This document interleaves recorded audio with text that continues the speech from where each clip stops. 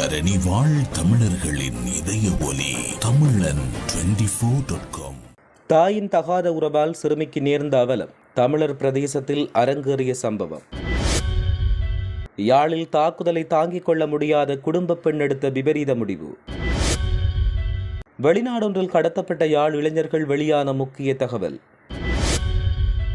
கொழும்பில் நட்சத்திர விடுதியில் பெண்ணுடன் சிக்கிய கும்பல். யாழ்ப்பாணம் செம்மணி பகுதியின் அகழ்வில் மீண்டும் சிறுவர்களின் எச்சங்கள். மேலும் 8 எலும்புக்கூட்டு தொகுதிகள் மீட்பு. சொல்லிசை பாடகரின் விடுதலை ஜனாதிபதியின் கைகளில். சிவஞானம் ஸ்ரீதரன் தெரிவிப்பு. யாழ் கடலில் மாயமான கடற்றொழிலாளர் ஒருவர் உயிருடன் மீட்பு. யாழ் உள்ளிட்ட பகுதி மக்களுக்கு முக்கிய அறிவித்தல். சுவிஸ் ஆஃப்ரிங்கன் நகரத்தில் குறைந்த விலையில் சிறந்த தரத்தில் உங்கள் வீட்டு தேவைகளுக்கான யாவும் ஒரே இடத்தில். Little Asia. இங்கே தாயகத்தில் இருந்து தரமான மரக்கறி, ஃப்ரெஷ்ஷான இறைச்சி, சுவையான மீன் வகைகள் மற்றும் ஆசிய, ஆப்பிரிக்க, தாய்லாந்தில் இருந்து இறக்குமதி செய்யப்பட்ட பலசரக்கு பொருட்கள் அனைத்தும் ஒரே கூரையின் கீழ். உங்கள் ஷாப்பிங்கை இனிமையாக்க 200க்கும் மேற்பட்ட கார் பார்க்கிங் வசதி. மேலும் ஹைவேயில் இருந்து வரும் 700 மீட்டர் தூரத்தில் மிக பிரம்மாண்டமான லிட்டில் ஏசியா எக்ஸோட்டிக் ஃபுட். இன்னும் என்ன யோசிக்கிறீங்க? இப்பவே வாங்க, கையோட அள்ளிட்டு போங்க. Little Asia exotic food, park வெக் 2, 4665 ஆஃப்ட்ரிங்கன். தொடர்புகளுக்கு 0627 981111. தொடர்பென விரிவான செய்திகள். 11 வயதான சிறுமியை துஷ்பிரயோகம் செய்த குற்றச்சாட்டில் சிறுமியின் தாய் மற்றும் கள்ளக்காதலன் ஆகிய இருவரையும் 14 நாட்கள் விளக்கமறியலில் வைக்க கல்முனை நீதவான் நீதிமன்றம் உத்தரவு பிறப்பித்துள்ளது. இச்சம்பவம் அம்பாறை மாவட்டம் கல்முனை தலைமையக போலீஸ் பிரிவுக்குட்பட்ட நற்பிட்டிமுனை பகுதியில் கடந்த 24ஆம் தேதி இடம்பெற்றதாக தெரிவிக்கப்பட்டுள்ளது.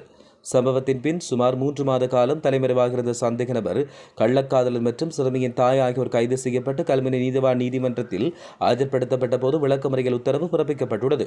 50 வயதுடைய சந்தேக நபர் சமூக வலைதளங்களினூடாக திருமணமான பெண் ஒருவருடன் தொடர்பை ஏற்படுத்தினார். தம்புள்ளை கலையமலை பகுதியைச் சேர்ந்த பெண்ணுக்கு 18 வயதில் ஒரு மகனும் 14 வயதில் மகளும் உள்ள நிலையில் அந்த பெண் தனது 14 வயது மகளை தன்னுடன் அழைத்துக் கொண்டு கல்முனை நெற்பிட்டிமுனை பகுதிக்கு வந்து கள்ளக்காதலனை சந்தித்தார். இந்நிலையில் தாயும் மகளும் தங்குவதற்காக கிராம உத்தியோகத்தரின் உதவியூடாக வாடகைக்கு வீடு பெறப்பட்டு அங்கு தங்கியிருந்தனர். இதன்போது தாயுடன் தங்கியிருந்த சிறுமியை குறித்த நபர் துஷ்பிரயோகம் செய்ததாகவும் அதற்கு தாய் உடந்தையாக இருந்ததாகவும் தெரிவிக்கப்படுகிறது.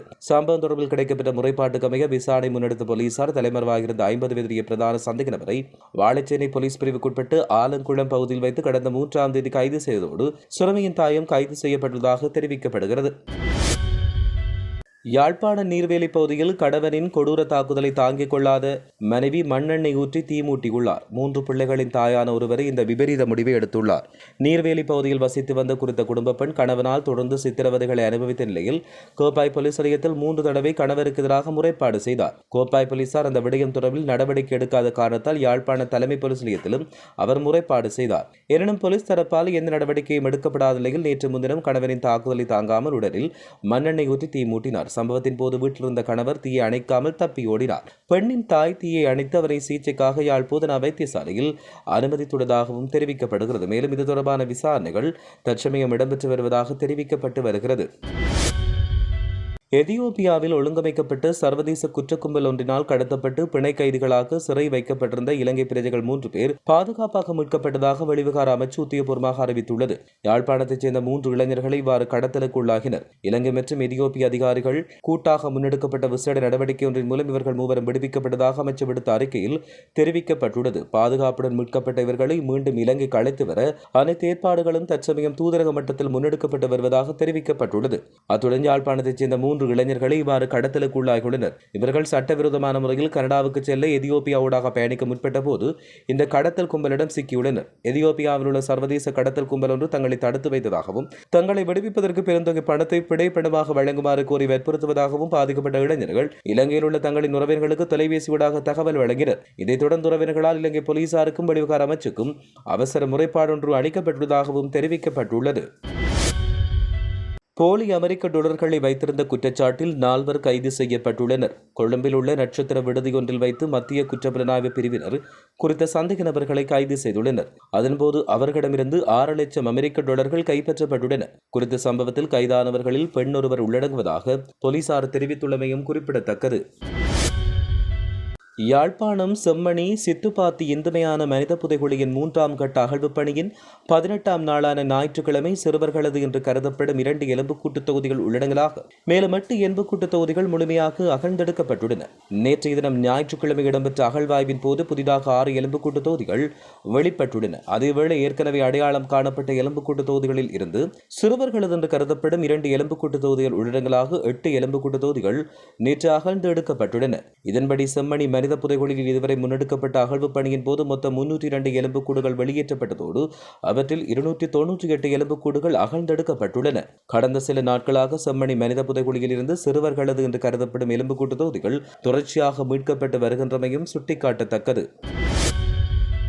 பயங்கரவாத தடை சட்டத்தின் கீழ் கைது செய்யப்பட்ட சொலிசை பாடகருக்கு மேன்முறையீட்டு நீதிமன்றம் பிணை வழங்க முடியாதுள்ள சூழ்நிலையில் ஜனாதிபதியின் பொது மன்னிப்பின் அடிப்படையில் அல்லது ஜனாதிபதியின் கருணையின் அடிப்படையில் அவரை விடுதலை செய்ய முடியும் என நாடாளுமன்ற உறுப்பினர் சிவஞானம் ஸ்ரீதரன் குறிப்பிட்டார். விளக்கமறியலில் வைக்கப்பட்டுள்ள பாடகர் சங்கீதனை சிவஞானம் ஸ்ரீதரன் யாழ் சிறைச்சாலைக்கு சென்று இன்றைய தினம் பார்வையிட்டதோடு அதன் பின் ஊடகங்களுக்கு கருத்து வெளியிட்டார்.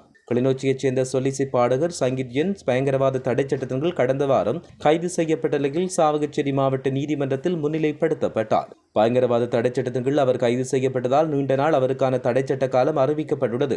இன்று சிறைச்சாலைக்கு சென்று அவரை பார்வையிட்டு அவரோடு பேசியிருந்தேன். இது தொடர்பாக ஜனாதிபதிக்கு நேற்றைய தினம் எழுத்துப்பூர்வமாக ஒரு கடிதத்தை அனுப்பியிருந்தேன். அத்துடன் ஜனாதிபதியுடன் நேரடியாக பேசுவதற்கான முயற்சிகளையும் மேற்கொண்டுள்ளோம். நாளையிலிருந்து 4 நாட்களுக்கு நாடாளுமன்றம் இருப்பதால் இந்த நாட்களில் ஜனாதிபதியை நேரடியாக சந்தித்து இவருடைய விடுதலை தொடர்பில் பொது மன்னிப்பின் அடிப்படையில் விடுதலை செய்யப்பட வேண்டும். ஏனென்றால் பயங்கரவாத தடை சட்டத்தின் கீழ் இவர் கைது செய்யப்பட்டதால் உச்ச நீதிமன்றத்துக்கு சென்றுதான் இதற்கான பிணையை எடுக்கக்கூடிய வழிமுறைகள் காணப்படுகிறது.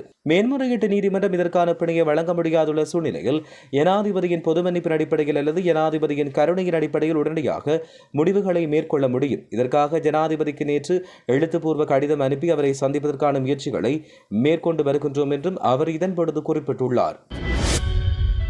செம்பியன்பற்று கடற்பகுதியில் கடற்தொழிலுக்கு சென்ற நிலையில் காணாமல் போயிருந்த கடற்தொழிலாளர் பாதுகாப்பாக மீட்கப்பட்டு கரை சேர்க்கப்பட்டுள்ளார். சக கடற்தொழிலாளர்கள் மற்றும் கடற்படையின் தீவிர தேடுதல் நடவடிக்கையின் மூலம் சுமார் 10 கிலோமீட்டர் தொலைவில் அவர் உயிருடன் மீட்கப்பட்டார். குறித்த சம்பவம் யாழ்ப்பாணம் வடமராட்சி கிழக்கு செம்பியன்பற்று வடக்கு கடற்பகுதியில் இடம்பெற்றுள்ளது. செம்பியன்பற்று வடக்கு பகுதியைச் சேர்ந்த கடற்தொழிலாளர் ஒருவர் நேற்று இரவு வழமை போல் கடற்தொழிலுக்கு சென்றுள்ளார். இருப்பினும் நீண்ட நேரமாகும் அவர் கரை திரும்பாதால் அச்சமும் அந்த பகுதியில் பெரும் பரபரப்பான சூழலும் ஏற்பட்டது. அதைத் தொடர்ந்து செம்பியன்பற்று வடக்கு சென்ட் பிலிப் நேரிஸ் கடற்தொழிலாளர் சங்கத்தின் உடனடியான களத்தில் இறங்கி தேடுதல் பணிகளை அவர்கள் ஆரம்பித்தனர். பல மணித்தியாலங்கள் நடுக்கடலில் முன்னெடுக்கப்பட்ட தீவிர தேடுதலின் பின்னர் கரை பகுதியிலிருந்து சுமார் 10 கிலோமீட்டர் தொலைவில் தத்தளித்துக் கொண்ட குறித்த கடற்தொழிலாளர் பாதுகாப்புடன் கரைக்கு சேர்க்கப்பட்டுள்ளதாக தெரிவிக்கப்பட்டுள்ளது. காங்கேசன்துறை முதல் மன்னார் வழியாக கற்பிட்டி வரையான கடலோர பகுதிகளில் காற்றின் வேகமானது அவ்வப்போது மணித்தியாலத்திற்கு 60 தொடக்கம் 70 கிலோமீட்டர் வரை அதிகரித்து வீசக்கூடும் என்று எச்சரிக்கை விடுக்கப்பட்டுள்ளது. ஆகவே மறு அறிவித்தல் வரும் வரை அந்த பகுதிகளுக்கு செல்ல வேண்டாம் என்று கடற்தொழிலாளருக்கு அறிவுறுத்தப்பட்டுள்ளது. அத்துடன் மேல் சப்ரகமுவ வடமேல் ஆகிய மாகாணங்களிலும் காலி மாத்தறை கண்டி நுவரெலியா மாவட்டங்களிலும் அவ்வப்போது மழையோ அல்லது இடியுடன் கூடிய மழையோ பெய்யக்கூடும் என்றும் வளிமண்டலவியல் திணைக்களம் தெரிவித்துள்ளது. வளிமண்டலவியல் திணைக்களம் இன்று வெளியிட்டுள்ள அறிக்கையில் இந்த விடயத்தை தெரிவித்துள்ளதாக கூறப்படுகிறது.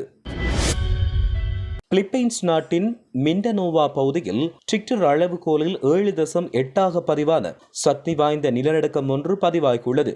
குறிப்பாக இதனை ஜெர்மன் புவி அறிவியல் ஆராய்ச்சி மையம் தெரிவித்துள்ளது. இந்த நிலநடுக்கம் பூமியிலிருந்து சுமார் 10 கிலோமீட்டர் ஆழத்தில் மையம் கொண்டிருந்ததாக அந்த மையம் குறிப்பிட்டுள்ளது. முன்னதாக இந்த நிலநடுக்கத்தின் தீவிரத்தை ரிக்டர் அளவில் 7.3 கணித்த பின்னர் அதை 7.8 உயர்த்தியுள்ளது. இந்த நிலநடுக்கத்தை தொடர்ந்து அமெரிக்க சுனாமி எச்சரிக்கை மையம் அந்த பகுதிக்கு சுனாமி எச்சரிக்கையை விடுத்துள்ளதாக சர்வதேச ஊடகங்கள் செய்தி வெளியிட்டுள்ளன.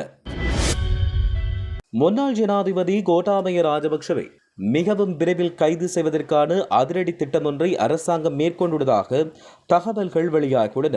கோட்டாபய ராஜபக்ஷவின் முன்னாள் அந்தரங்க செயலாளரும் நவஜனதா பெரமுன அதாவது புதிய மக்கள் முன்னணி கட்சியின் தலைவருமான சுகீஸ்வர பண்டார மேற்கண்ட தகவலை தெரியப்படுத்தியுள்ளார். தொடர்ந்து கருத்து தெரிவித்துள்ள அவர், முன்னாள் ஜனாதிபதி கோட்டாபய ராஜபக்ஷவை கைது செய்ய ஒரு திட்டம் தீட்டப்பட்டுள்ளதாக நம்பகரமான தகவல்கள் தெரிவிக்கின்றன.